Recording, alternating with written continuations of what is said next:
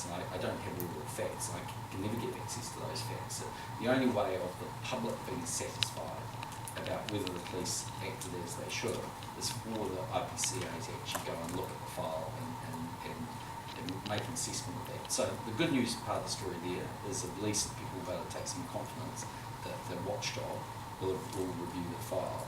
I think in terms of the kind of online bullying and intimidation that these guys have carried out via their Facebook site, that's something the government can directly control, and that's ultimately what the legislation last week is about.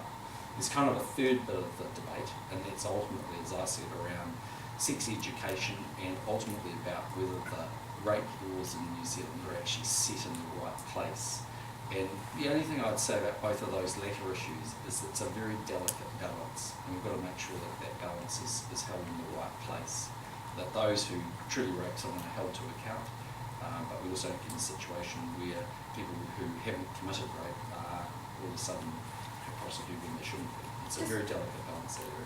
Just back to the police investigation though, are you saying mistakes were made initially even last week when the way it was handled and they're having to play catch up now? There's no question mistakes were made in so much that certainly the police minister was unaware that whatever the technical nature of those complaints, whether they were formal or informal, the police minister should have been aware of that, and in fact the commissioner should have been aware of it, and my understanding is neither of them were.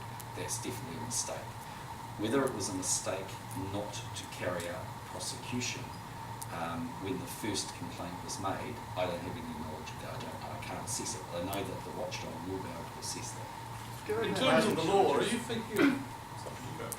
Given the housing shortages in Auckland and Christchurch, do you think national MPs should own, as is the case in some cases, 6 or 7 houses in Christchurch, 4 or several in Christchurch? I think the answer to the housing issues around New Zealand are ultimately supply side issues, and the government is working with the Auckland Council to consent 39,000 homes over the course of the next 3 years. So, I think it would be a bit of a stretch to argue, because an MP owns a few houses, depending on where they are, that's adding to the housing shortage. Second thing is, from time to time we see stories about rental shortages, so ultimately again, if there wasn't people who own homes, there won't be homes for people to rent. Going back to Roastbusters and the law, are you having second thoughts about the move away from Simon Power's inquisitorial approach? No, we're just taking advice on the whole thing and having a look at where we might go next. All I'm saying is in that whole area, it's a delicate area that we just need to feel our way through carefully. The Greens are asking for a cross-party group to look at those law commission recommendations on sexual violence laws. Would you be open to that? Might be. I haven't received any advice on that. We'll go away and have a look at it. But officials are re-looking at those laws?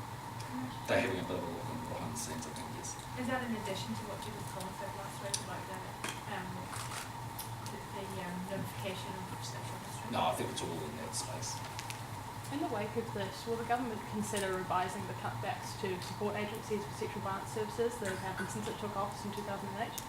Yeah, you'd need to give me the specific agencies. I'm aware that there are some that have had changed their funding, but overall I think our funding's actually increased. What the government has done over the course of the last 5 years, across a range of agencies providing a range of services from budgeting to sexual support services, has been to assess whether we think the service is actually provided a service that works and has been efficient.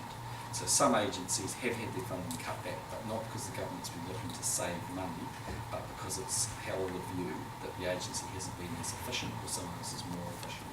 In terms of the specifics, I'm talking about the Auckland Rape Crisis Hotline, Wellington Rape Crisis, the fact that the acceptance of sensitive claims for ACC in terms of sexual abuse counselling and so forth have fallen from 60% 2008 to 3.6% by 2011. What are the problems with these services that the government would see to cut that funding? Well, each of them there's a different answer for each particular point you make. I can't give them to you because I don't have those facts actually with me, but I can get you an answer to them. All I can say is that in a number of those different areas, I've over time seen advice about why particular changes were made that supported the view, but they weren't financially driven. Right. What sort of reforms would you propose in a general sense for these agencies? Well, it would depend on the agency and what they're doing. Okay, for example, Wellington Rape Crisis. Well, it's very specific, and I'm happy to get you an answer to that, but I'm not going to wing you an answer this afternoon. What do you think is the biggest barrier to that 90% of women who don't come forward, women and men who don't come forward and report attacks? I think that the system's particularly tough on them. They have to have their personal life exposed. They have to go through a trial, and that trial can be very harrowing. They probably will certainly run a risk that the defence will make them feel humiliated. So there's a lot of different factors in there that hold people back. So these things are never completely, very, very rarely completely clear cut. So that's one of the issues why people don't necessarily come forward. And that's a terrible thing. I'm just saying, ultimately Parliament has to write the rules that are administered by the police and the courts.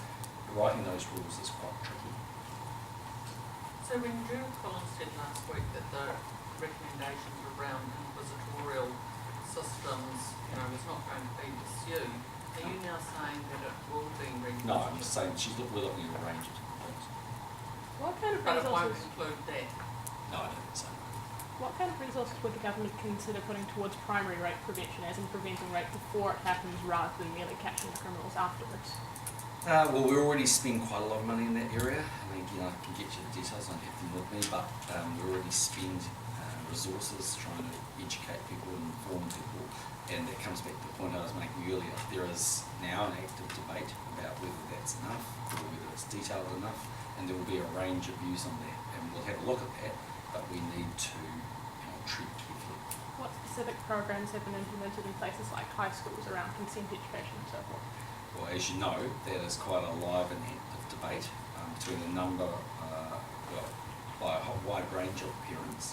Some who would feel that more information and debate in this area would be going too far and crossing across their responsibilities and rights as a parent, vis-a-vis others who would feel more education would give them a large young women, keep them safer and allow them to understand their rights more fully, and that's the balance. And many parents will see it in different ways. We'd have to wrap this up and go on the conference. Cool. And every night they've been done.